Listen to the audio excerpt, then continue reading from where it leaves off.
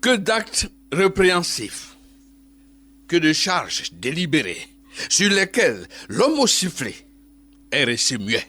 En vérité, le juge arbitre est dépassé par la tournure du match. Il est sous l'eau. Le maître du terrain, du jeu, est en un rien de temps devenu l'écolier de l'EPPA, l'école primaire préparatoire des arbitres. Une rétrogradation qui ne peut qu'inquiéter le public sportif. L'on a beau consulter le VAR, rien n'est fait. L'arbitre de qui, par qui le match s'est désagrégé ne peut être autorisé à poursuivre sa prestance. Loin de nous le printemps de l'arbitrage ivoirien qui faisait rêver, qui en donnait envie. Que de belles brochettes. Le week-end annoncé.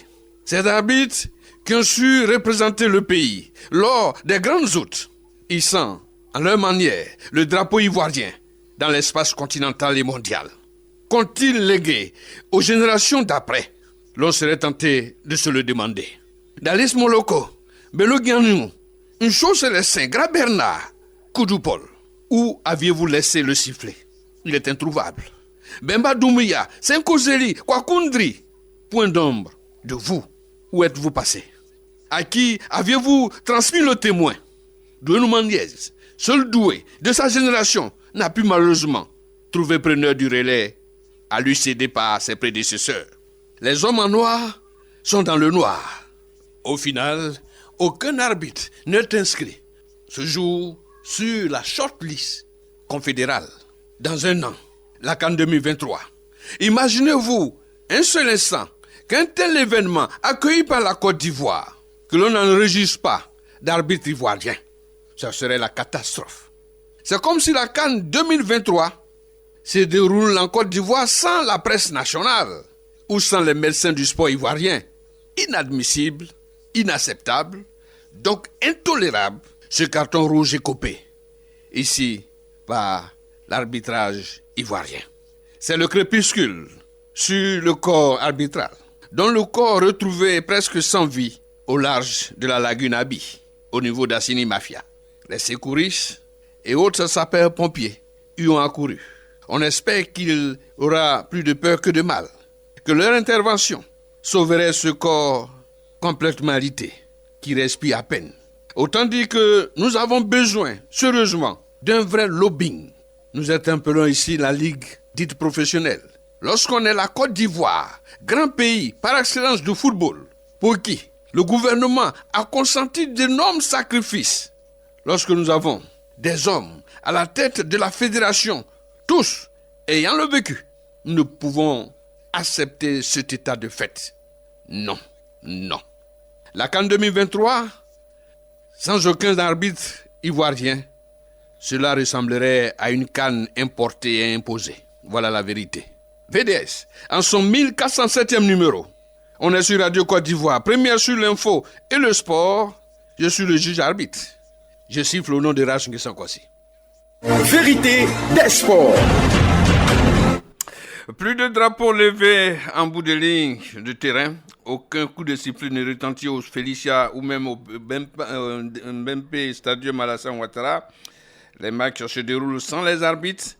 Ils sont exclus du jeu. Est-ce un problème de compétence ou un manque de management?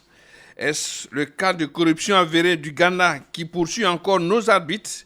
Moralité, la CAN 2023, la CAN Ivoire, la CAN Cacao pourrait se dérouler sans aucun arbitre ivoirien. Une première dans les archives de la Confédération. Il y a quelque chose à faire. Comment sauver l'indigent arbitre ivoirien? Substance du débat de ce soir. AVDS, technique, au cas où on aurait aidé de Stéphane Diomam. Réalisation Inoussa. Messieurs les consultants sont sur le starting block, prêts à lancer la foulée. Moroubane, bonsoir. Bonsoir, Nguessan Kwasi. Ouria Philippe, je vous salue. Bonsoir. Noël Yapo, bonsoir. Bonsoir Arash. Bienvenue sur les antennes du groupe RTI, précisément celle de Radio Côte d'Ivoire, votre radio. Mesdames et messieurs, merci pour votre fidélité, j'allais dire. Ce soit un petit coucou à une autorité, monsieur le ministre Kakabé, l'un des fidèles auditeurs. Merci à vous, monsieur le ministre. VDS essaie tant bien que mal de contribuer en vous accompagnant à sa manière dans la résolution de la cohésion sociale. Le sport, vous le savez mieux que nous, est un pan important de cette cohésion. Si le public sportif va bien, la société irait mieux, le pays aussi. Monsieur le ministre, merci beaucoup et votre dédicace. Merci de suivre Radio Côte d'Ivoire. Vérité des sports. Carton rouge, carton jaune, coup de sifflet, penalty ou pas penalty, nous ouvrons le débat sur le corps arbitral ivoirien.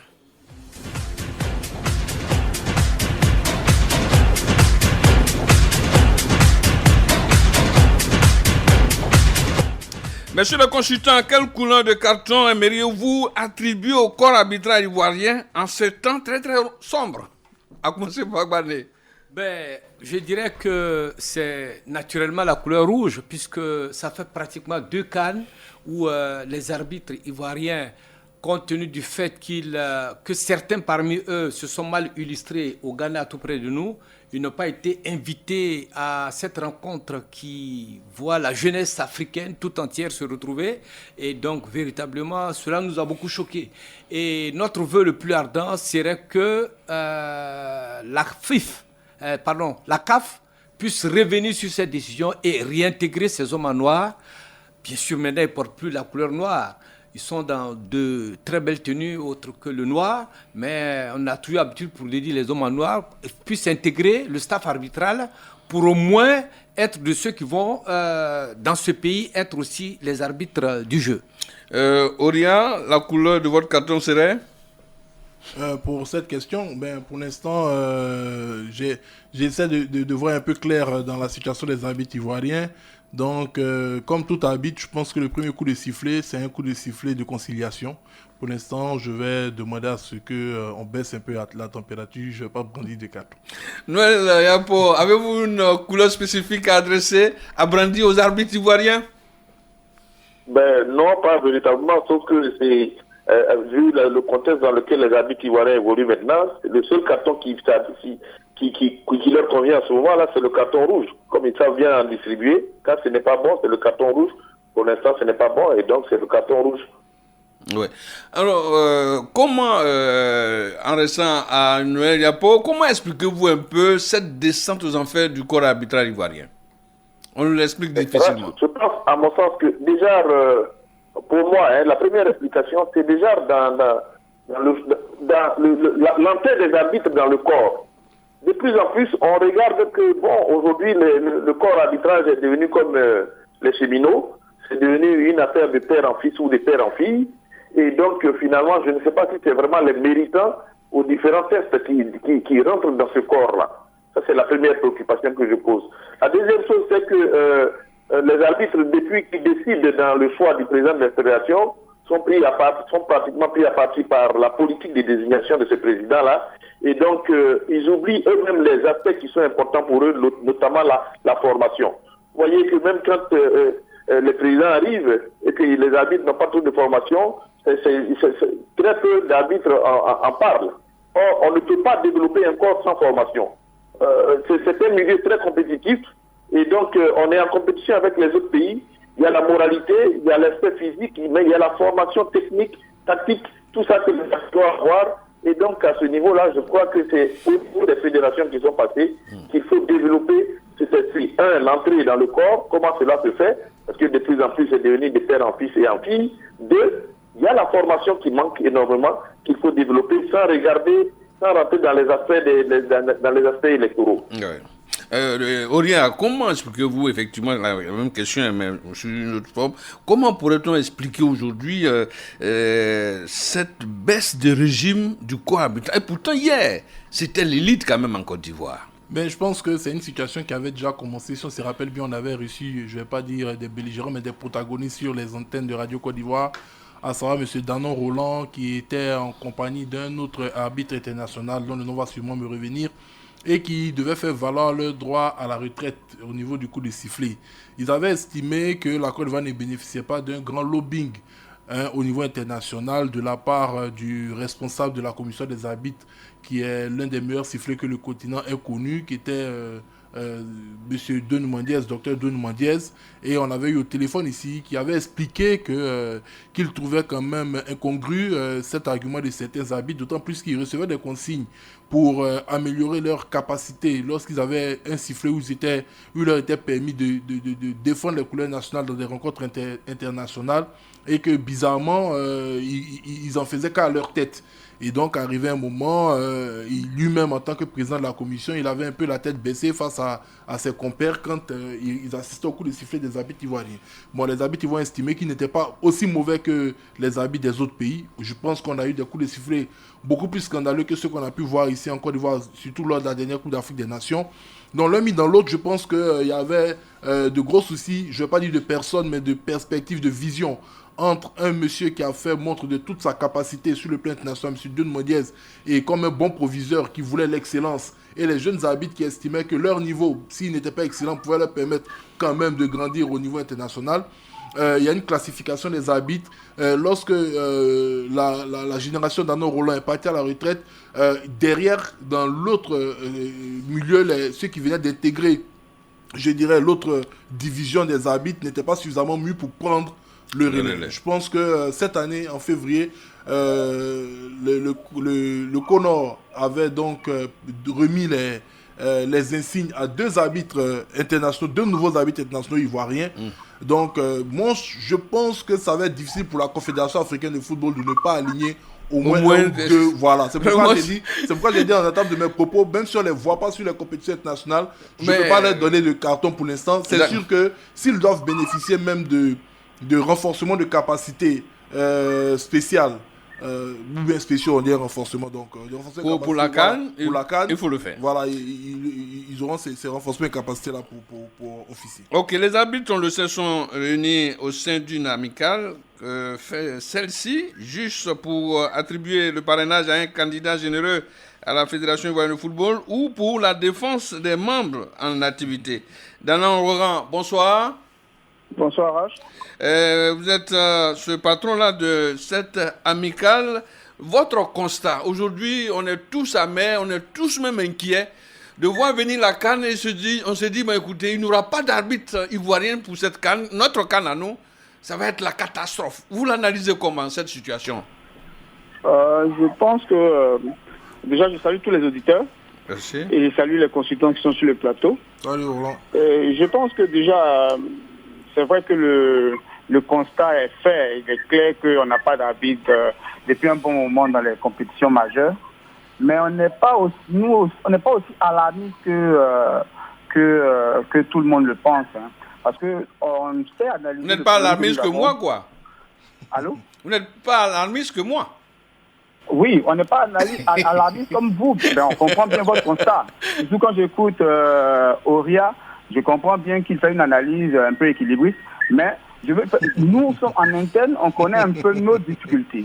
Et ce que nous savons, c'est qu'il y a le travail, c'est vrai, mais il y a aussi une partie qui est effectivement la promotion du produit que nous avons en interne. Et ça, on le dit. Tous les pays qui ont la chance d'avoir un arbitre, c'est la commission et la fédération en place qui fait un petit lobbying pour accompagner cet arbitre-là. On a de bons arbitres qui participent actuellement aux différentes compétitions éliminatoires. Vous avez vu Kalilou qui a fait le match Nigeria-Sierra Leone il n'y a pas longtemps au Nigeria. Il participe régulièrement. Avec lui, d'autres arbitres qui l'accompagnent. Ce sont des arbitres qu'il faut regarder et pousser un peu. Moi, je sais. Qui doit les pousser qui doit les pousser, justement? Qui doit manager autour de ces arbitres-là? Ce qui est clair, c'est que déjà, on avait fait le constat avec Madame Gabala que au niveau international, les Ivoiriens étaient peu représentés. Mais au niveau de l'arbitrage, nous avions la chance en son temps d'avoir un Ivoirien comme Senko Zeli qui a permis à des arbitres d'émerger au plan, je dirais, continental et même d'aller jusqu'au mondial.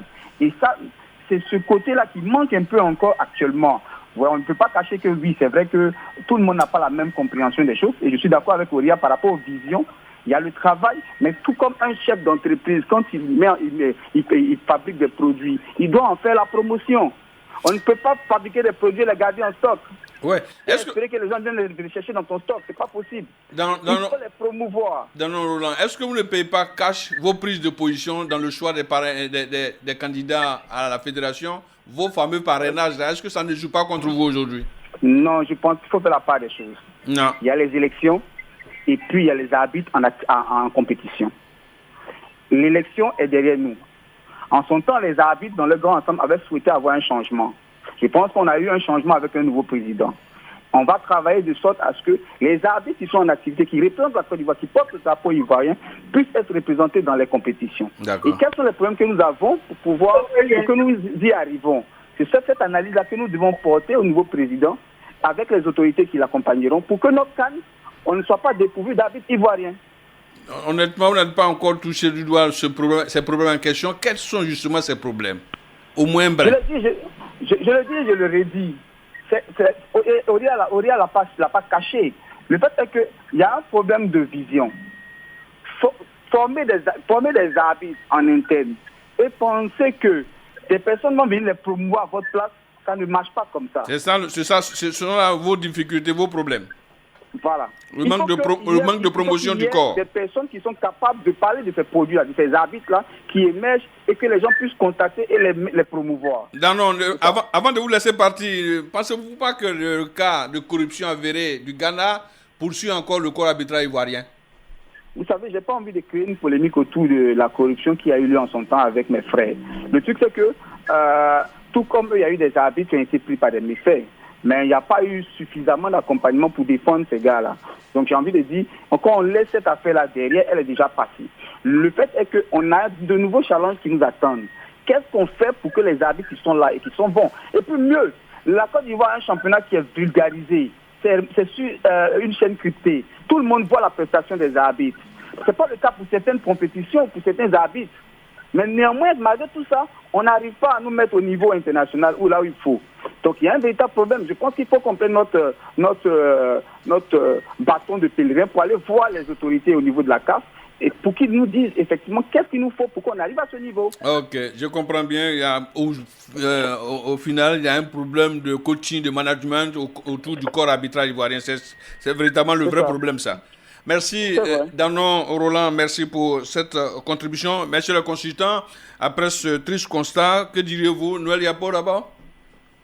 Oui, moi je dis, j'ai écouté le président Danon Roland, il a parlé il faut faire la promotion des produits, mais moi je dis, pour faire la promotion des produits, il faut faire la promotion des produits qui sont aussi de qualité. Moi j'insiste sur l'aspect de la formation et sur l'aspect du processus d'entrée dans le corps d'arbitral.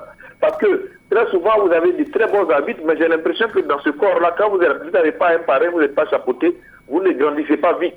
Et donc, pour faire la promotion, il faut que ceux qui doivent faire la promotion de ces produits soient convaincus. Aujourd'hui, on est dans un système où, quand on veut faire la promotion de quelqu'un, on se demande en retour qu'est-ce que le quelqu'un peut apporter. Si on sort de ces carcans-là et qu'on fait la promotion des arbitres sur la valeur intrinsèque de ces arbitres-là, logiquement, cela doit pouvoir marcher. Mais ces promotions-là n'ont pas été faites parce que à l'époque, le président Nouadien qui devait le faire quand il y a eu des problèmes avec les autres, la promotion n'a pas été faite. Et donc, Danon en parle aujourd'hui, mais il ne veut pas rentrer dans beaucoup de détails. Mais je dis, pour faire la promotion, il faut des produits de qualité. Pour des produits de qualité, il faut de la force. Noël, sa ligne est en train de se dégrader, monsieur. Voyez un peu ça. Réaction après les propos de Danon Roland, Auria? Mais voilà, je pense que lui et moi, on est en phase sur le constat. Moi, personnellement, j'estime qu'il n'y a pas... quand je suis les matchs les rencontres habitées par les corps en Côte d'Ivoire, je ne vois vraiment pas énormément de scandales ni de défauts. Depuis un certain temps déjà, lorsqu'il y a des rencontres, c'est vrai que dans certaines divisions inférieures, comme en Ligue 2 et en D3, souvent on décrit dans les dernières journées les attitudes de certains arbitres.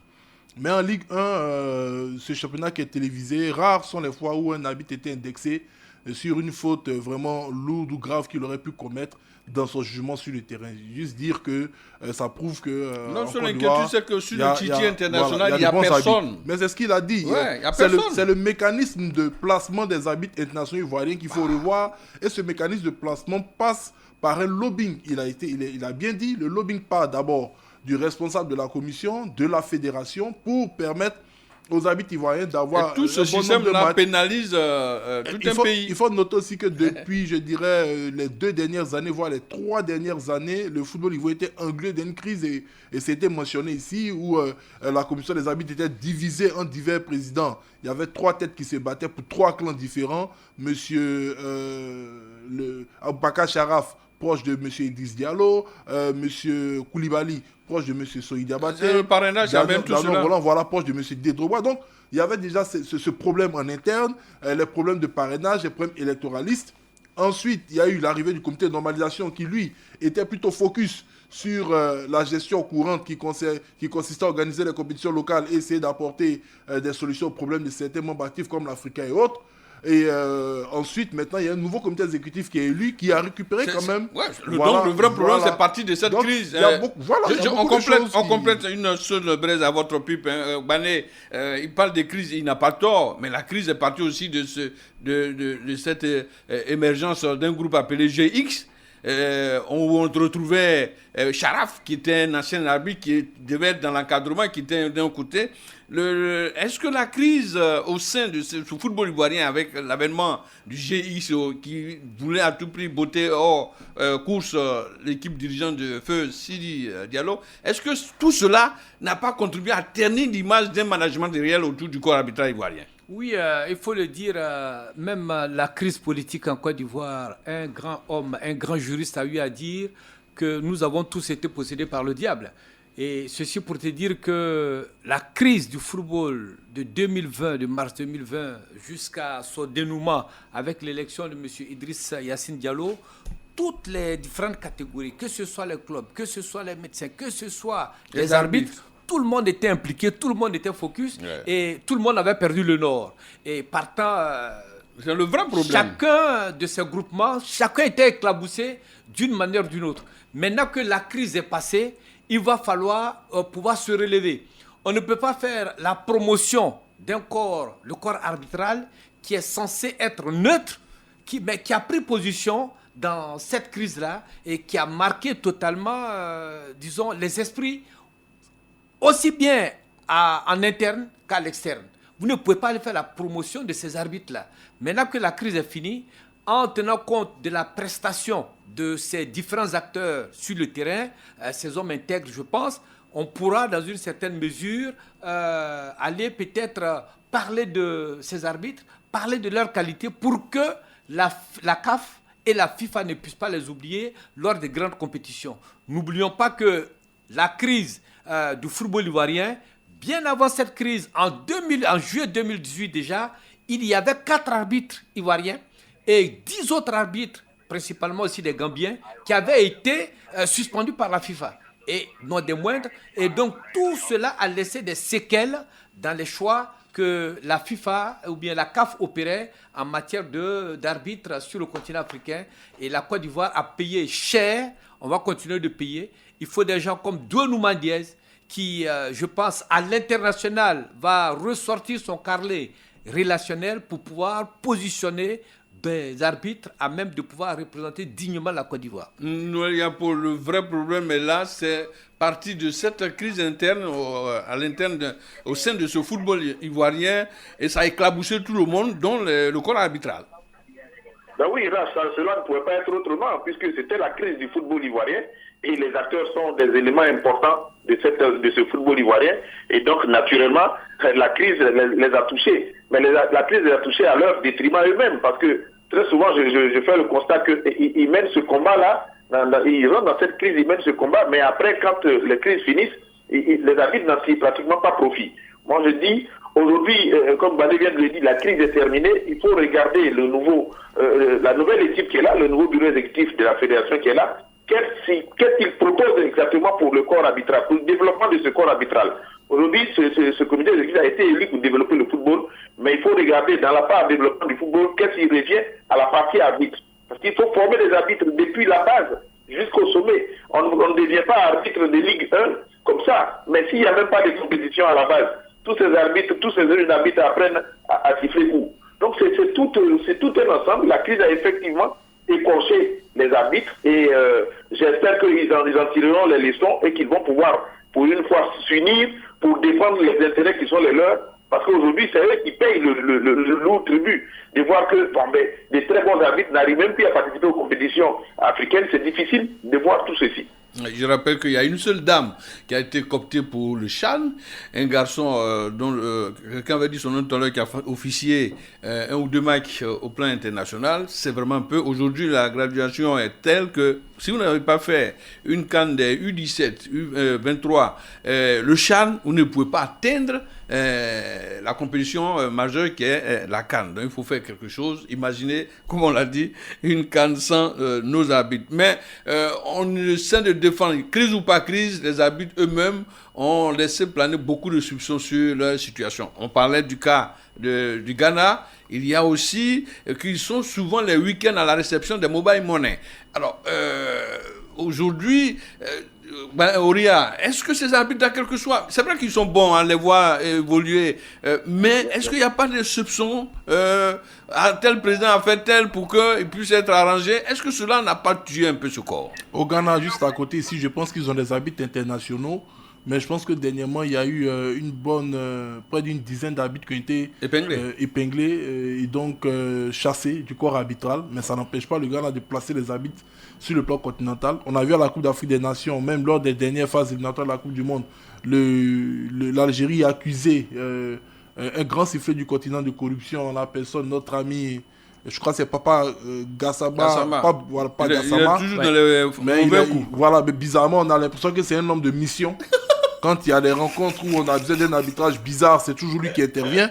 Voilà, donc je pense que ce n'est pas une raison valable pour jeter le propre sur tout un corps. Vraiment. Parce que la Côte d'Ivoire, je l'ai dit, on a connu 2 très grands sifflets africains et ce n'est pas Danon Roland qui dira le contraire. Il a cité le nom de Senko Zeli. Mais il y a eu également M. Denouman Diaz qui a fait notre fierté pendant de très nombreuses années sur toutes les scènes internationales. Donc on n'est pas du jour au lendemain dire parce qu'on a soupçonné ou on a eu à avoir des preuves que 3 arbitres ivoiriens se sont rendus coupables de corruption. Moi je ne suis pas juge, c'est enfoncé, c'est qu'on a pu lire ça et là. On va jeter le propre sur toute la corporation des arbitres ivoiriens. Je dis et je le répète, le seul et unique problème, c'est de s'asseoir, de véritablement regarder ceux qui méritent d'aller au niveau international, de faire le lobbying pour que la Côte d'Ivoire ait des arbitres. En dehors de cela, tout autre jugement, à mon sens, ne pourrait être à même de pouvoir expliquer cette situation quand on sait que sur le continent africain, dans d'autres pays où ils ont des arbitres sur le plan international, il y a des scandales de corruption qui éclatent à chaque fois. Bané, on a connu, dans l'introduction, je l'ai souligné, les Grabena, Koudoupol, Chose Célestin, et puis après, on a connu les Senko, Bema Douméa, Kwakundri, après, on a eu Charaf, Nouman Diaz. À la vérité, on parle de crise ou ça et là, mais honnêtement, Bané, est-ce qu'il n'y a pas un problème de relève qui se pose à nous? Est-ce qu'il y a eu la relève qui a été sérieusement préparée? Je dirais que la relève a été préparée, disons physiquement, mais au niveau moral, les doyens que vous avez cités ont péché. Ils n'ont pas su inculquer. Ils n'ont pas su encadrer. Ils n'ont pas su encadrer, ils n'ont pas su inculquer, disons, leur savoir, leur expérience aussi. L'acceptation du gain facile à leurs jeunes frères. Parce qu'aujourd'hui, et après ces anciens-là... L'encadrement a manqué. Après ces anciens, vous avez cité Koudoupol, vous avez cité Gra Bernard, à le voir sur un terrain, dans sa tenue, avec, comment dire, arrêté comme une règle, c'est très difficile pour quelqu'un d'aller lui tendre un billet de 10 000 francs ou 20 000 francs pour chercher à le corrompre. Okay. Je pense qu'aujourd'hui, les jeunes arbitres ont cette propension à se laisser facilement. Le gain facile. Mais est-ce que vous ne pensez pas, par exemple, que l'incorruptible de Noumadien tient sa carrure du fait que ce soit un docteur en pharmacie, quelqu'un qui Bien soit sûr. déjà- Il n'avait pas faim. Bien sûr, Voilà. il n'a pas fait. Est-ce que c'est On pas n'est une pas encore solution? revenu là-dessus. Ne partez pas. Justement, on a notre Dieu Noumandiez à Lille. Il était ce matin, il quittait Qatar pour Madrid. On l'a en direct de Madrid. Dieu Noumandiez, bonsoir. Bonsoir Rach, bonsoir à tout le monde. Il est 20h35 à Madrid. La situation est-elle préoccupante? On le sait. Moi, je suis très alarmiste. Est-ce que vous qui avez été au sommet de ce co-arbitrage, je m'amuse souvent en vous disant que vous êtes le seul doué, Dieu Noumandiez. Voilà, je vous entends difficilement. Hein. Difficilement. Bon, je vais à l'essentiel. Est-ce que la situation est vraiment préoccupante selon vous, le corps arbitral ivoirien? Non, pas si préoccupant que ça. C'est vrai qu'on a raté des compétitions majeures depuis 2-3 ans, mais nos arbitres sont en train de revenir. Vous avez Sonia qui vient d'être retenue pour la CAN des dames le mois prochain. C'est à l'image de l'arbitrage ivoirien. Vous avez Kalilou qui a fait les moins de 20 ans l'année dernière et qui a fait les coupes africaines. Malheureusement, il n'a pas pu continuer au niveau de la Ligue des Champions et de la Coupe CAF, parce qu'à partir des quarts de finale, il fallait être approuvé rare. Là, il a repris avec les éliminatoires de la CAN. On espère qu'il pourra être au CHAN, qui est le passage obligé maintenant pour aller à la CAN. Ouais. Donc ça va, ils sont en train de revenir. On a eu un passage à vide, mais ça va, ça revient. Comment expliquez-vous ce passage à vide? Après Dieu Noumandiez, patatras, tout est cassé, tout est bloqué. Comment expliquez-vous un peu cette cassure-là? Oh là là, il est parti malheureusement. On essaiera de le joindre encore vers la fin de cette émission. Il dit comme ça, Noël Yapo, que le corps arbitral est en train de revenir, même s'il y a eu un passage à vide. Ce passage à vide, là, on a essayé de commenter un peu. Formation qui manque, encadrement selon Bané qui m'a manqué, la crise a secoué un peu l'arbre de l'arbitrage ivoirien. Sur ce cas justement, Noël Yapo, est-ce que véritablement, même si on essaie de trouver un abri à ces arbitres-là, est-ce qu'eux-mêmes ne sont pas à la base de leurs propres problèmes? Bah oui, forcément qu'ils sont aussi à la base de leurs propres problèmes, parce que on peut parler des formations, mais il y a l'auto-formation qu'eux-mêmes ils doivent se donner. Et il y a leur comportement, il y a la moralité de chacun. On juge et la moralité de chacun, je ne pense pas qu'il y ait une école de formation à la moralité. Mais sur ce que Bani a dit par rapport à la relève, moi je constate que, je l'ai dit en début, je constate que la relève aujourd'hui, ça devient comme une affaire de cheminots. C'est des arbitres de père en fils. Oui, ça peut être une bonne chose, mais pas forcément. Parce que quand on rentre dans ce contexte-là, il peut y avoir à côté des très bons éléments qui peuvent être des bons arbitres, mais il n'y a pas de parrain dans dedans, ont du mal à se positionner. Parce que, naturellement, quand le papa était arbitre et que son fils est arbitre, bon, forcément, la tendance humaine est de chercher à positionner son fils, quand ce n'est pas le meilleur. Et donc, tous ces aspects-là font qu'on a une relève qui, aujourd'hui, dans la moralité, dans la capacité à décider, pose problème. Il ne faut pas oublier que le football est devenu une industrie mondiale. Aujourd'hui, on joue avec le VAR. Donc, tous les comportements des arbitres sont étudiés. Donc, quelque part, c'est à eux-mêmes de regarder et de lever leur propre niveau par rapport au niveau du football qui est en train de se développer actuellement. Ouais. Auria, vous parlez tout à l'heure de John Noumandiez qui est docteur pharmacien, donc il n'avait pas faim. On a vu, c'est vrai qu'il est venu tardivement dans le corps arbitral, mais les 5 ou 6 années qui lui ont été dévolues, monsieur les a vraiment bien remplies. Il n'avait pas faim, justement. Comment faire pour que nos arbitres soient en train d'attendre les mobile money et bien d'autres? Que faire? Faut-il augmenter leur traitement, leur rémunération pour qu'ils soient à l'abri? Que faire pour qu'ils évoluent dans une certaine quiétude, surtout? Bon, c'est vrai que tout homme est insatiable. Moi, je dis qu'il faut donner une vision au corps arbitral ivoirien. C'est tout. Déjà, extirper les brebis galeuses, véritablement faire comprendre aux jeunes dans un système clair, en fonction de leur progression, comment est-ce qu'ils seront accompagnés pour se retrouver au haut niveau. C'est-à-dire au niveau FIFA. Parce qu'au niveau FIFA, ça ne badine pas au niveau des primes. Bien sûr. Donc, il faudrait que pour les arbitres ivoiriens, leur comportement puisse les emmener vers là-bas. Donc, ça veut dire que les évaluateurs doivent jouer franc jeu avec les jeunes Parce que pour certains, ils estiment que bon, ils ont sifflé, ils ont des compliments et peut-être qu'il y a, je dirais, un plafond de verre qui les empêche d'avancer. Peut-être qu'on fait des avancées par copinage. Je dis bien peut-être, je n'accuse personne. Tout à l'heure, Noël disait que c'était devenu comme une caste de père en fils. Donc, il y a beaucoup d'éléments comme ça que d'autres regardent et se disent, bon, je n'ai pas d'avenir dans cet univers. Et comme on le dit dans le jargon ivoirien, de manière prosaïque, c'est mieux, je vais prendre pour moi ici en même temps pour partir.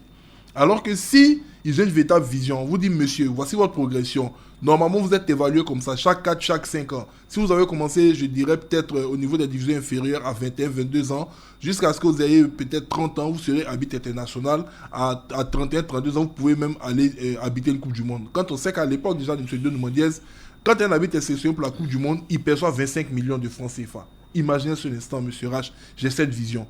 Qu'est-ce que j'aurais à faire avec les 20 000 et 30 000 francs d'Orange Money qu'on pourrait me donner ici et qui pourrait ternir mon image afin que je n'y arrive pas. Vraiment. Voici la vision. Donc, extirper les brebis galeuses, mettre un véritable mécanisme de progression des arbitres et puis, vous l'avez si bien dit également, revoir leurs primes, surtout au niveau de la Ligue 1, la Ligue 2 qui sont des ligues professionnelles, pour qu'ils puissent avoir au moins, je vais dire, des primes décentes afin d'éviter de tomber dans ce genre de facilité. Sur ce point, revoir à la hausse la rémunération des arbitres serait canaliser un peu ces messieurs-là et parler comme Auria, ça leur permettra d'avoir une vision, aller au Gaport, parce que lorsque un arbitre qui s'agit pour Gagnoua et qui doit aller passer la nuit dans une chambre de passe, vraiment, ce monsieur-là pourrait siffler un pénalty de 18 mètres sans même qu'il y ait faute, parce que bon, l'autre président serait passé à côté pour glisser quelque chose. Comment les mettre à l'abri? Là, revoir à la hausse la rémunération de ceux-ci, et qu'est-ce qu'on fait? Il faut revoir à la hausse la rémunération des arbitres, et pas seulement, mais il faut faire de telle sorte que là, il y a une corruption passive rampante qui est autour des arbitres. Vous avez parlé de Gagnoua. Lorsque les arbitres, les 3 arbitres, le commissaire au match arrive à Gagnoua, comment sont-ils logés? Vous m'avez parlé de hôtel de passe. Ça peut être dans un hôtel qui n'est pas tellement huppé. Soit.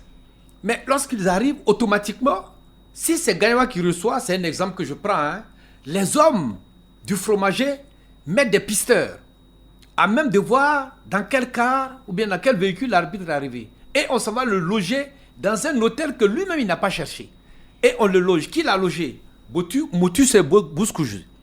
Et à la fin, et lui-même il ne se demande pas qui me loge ici. Non, entre minuit et 1h du matin, celui qui l'a logé apparaît. Et bon, vous a logé, voici. Il sait déjà, il appartient à quelle équipe. Et sur le terrain, il va faire le travail.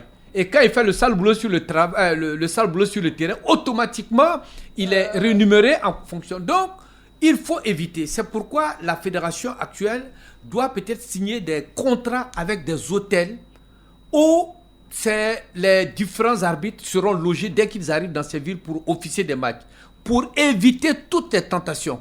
Ori a dit quelque chose, quand il y a la précarité dans un endroit, les gens sont faibles devant l'argent. La précarité est source de faiblesse devant la corruption. Imaginez qu'on donne 25 000 francs à l'arbitre, quel que soit le match. Si quelqu'un va lui tendre 100 000 francs pour sauver son équipe de la relégation, mais quand il prend ses 100 000, il voit les 25 000 francs qui lui ont été donnés par la fédération, mais vous voyez un peu, c'est très peu. Et finalement, il va toujours siffler pour l'équipe. Or, c'est un corps très très sensible. Vous pouvez faire des fautes et amener une équipe qui s'est battue pendant toute une année, qui s'est battue au plan matériel, physique pour les joueurs, qui a investi de l'argent, vous pouvez détourner des résultats en sa défaveur et ce n'est pas bien. Je pense que des hommes qui nous ont marqués comme M. Senko Zeli, ils ont encore leur place pour former les jeunes moralement, psychologiquement, pour faire face à toute forme d'adversité, de corruption. Et je pense qu'en le faisant, ils le feront pour des jeunes arbitres qui pourront s'exprimer. Moi, j'aurais souhaité qu'on dise même que s'il faut avoir le bac plus 4 pour être arbitre, il faut qu'on puisse voir l'intégrité dans ce milieu. C'est très très important. C'est un corps social très fragile, très important, qui peut faire basculer un match Et ça, c'est vraiment déplorable. Revoir à la hausse la rémunération des arbitres, un pan d'une solution à trouver pour mettre ceux-ci à l'abri. Noël Yapo, on parle de centre de formation, ça et là, mais si on crée un centre de formation déjà à la base des arbitres, partant de 12, 13, 14 ans, peut-être qu'ils auraient une vision, pour parler comme Boria, à l'âge adulte pour officier un match de division régionale, pourquoi pas? Ben oui, c'est une hypothèse, une solution. Et moi, je suis d'accord avec Badé. Je pensais tout à l'heure que la base même du recrutement des arbitres doit monter. Ça doit être niveau bac plus 4 parce que l'arbitre doit connaître des lois. Et on ne peut pas prendre des petits niveaux aujourd'hui. L'interprétation des lois dépend aussi du niveau intellectuel. Donc pour moi, la base intellectuelle doit augmenter. Deuxième chose, hier, on a parlé de la Ligue professionnelle. Tout ceci fait partie d'un contexte que la Ligue professionnelle, depuis 20 ans, devait avoir conduit jusqu'à la professionnaliser. Professionnaliser, ça dit que les arbitres doivent être dans un contexte professionnel.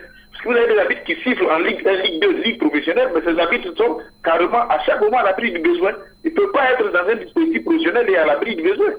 Donc c'est tout ça qui doit être accompagné. Remonter, oui, leur émolument, mais on le remonte comment? Dans quel contexte? C'est la même chose que les émoluments des footballeurs. Donc tout ça fait partie d'un package que la Ligue professionnelle doit analyser pour éviter que ces arbitres arrivent. Maintenant, oui, créer un centre de formation, on peut même faire de la formation des arbitres à l'Institut national de la jeunesse et des sports, à l'INJS, parce que les arbitres, c'est des sportifs, on peut les former là-bas, mais on peut former aussi des arbitres à avoir des centres de formation. À l'époque, je crois que Frère Obono, tous ces avaient initié cela, mais ça n'a pas fait long terme parce qu'il y avait un problème de vision. Mais aujourd'hui, je viens de le dire, la base de notre football, c'est le football amateur. Mais quand ces footballs amateurs n'ont pas de compétition, tous ces jeunes arbitres qu'on forme là n'ont aucun champ pour commencer à apprendre à siffler. Et comment ils vont pouvoir monter et gravir les échelons, je ne sais pas. Parce qu'aujourd'hui, la compétition commence en D3, mais des arbitres de 14-15 ans, ils ne vont pas aller siffler en D3. Donc c'est tout un ensemble qu'il faut pour que l'arbitrage se développe en même temps que le football. Le chantier est encore vaste, hein. Et le chantier est encore vaste, vraiment. Il y a beaucoup de choses à faire. On fait de la réclame, pour ainsi dire, et on revient en plateau pour le finish. Vous suivez la rediffusion de Vérité des Sports. Vérité des Sports. On termine cette dernière ligne droite pour nous projeter, messieurs, en une minute, hein, chacun, il est presque l'heure, sur cette CAN qui arrive. Auria, vous êtes moins alarmiste que nous autres. Cette CAN-là, sans un corps arbitral ivoirien, serait... Non, c'est pas envisageable même. Donc, moi, je pense qu'il y aura, je pense qu'on a eu quand même M. Danon, M. Denis Mondiès qui ont dit de ne pas être alarmés et que je pense que leurs propos cachent le fait qu'ils sont sûrs qu'il y aura au moins un ou deux trios d'arbitres ivoiriens pour cette Coupe d'Afrique des Nations. Noël Yapo? Comme Auria le dit, c'est pas envisageable, mais en même temps que c'est pas envisageable, c'est à toutes les parties de travailler énormément pour revenir au niveau des autres arbitres. Parce qu'on ne va pas aussi prendre des arbitres parce qu'ils sont ivoiriens et que la CAN se déroule en Côte d'Ivoire si eux-mêmes ils ne font pas leur preuve. Oui, je pense que comme les chrétiens, les arbitres ont fait leur chemin de croix parce qu'ils n'ont pas été retenus pour la CAN 2000, la CAN qui a eu lieu au Cameroun dernièrement. Et je pense que toute la Côte d'Ivoire, que ce soit ceux qui sont sur le territoire ou bien que ceux qui sont dans la diaspora, tout le monde était scandalisé. Et je pense que il n'était pas en Égypte non plus. Hein. Il n'était pas au Cameroun ni en Égypte. Donc, je pense qu'eux-mêmes, ils ont compris qu'aujourd'hui, le fait d'être ostracisé, ça leur incombe. Il leur appartient de rehausser leur niveau d'arbitrage et surtout de ne pas tendre la sébile pour des miettes. Il faut vraiment qu'ils sortent de l'ornière, il faut qu'ils sortent de la dépendance, se contenter de peu et avoir cette intégrité qui va les suivre jusqu'à la vie. Si nous avons retenu des noms comme les Gras Bernard, comme les Ouattara Katida, comme les Koudoupol, c'est parce que ceux-là, ils nous ont marqués.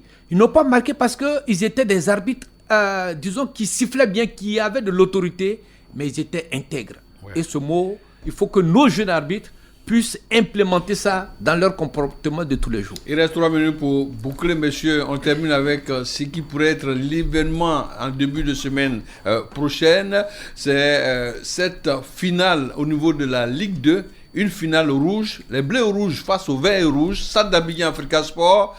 celui qui gagne a un pied en Ligue 1, celui qui perd dira au revoir à la Ligue 1. Messieurs, un mot là-dessus pour terminer.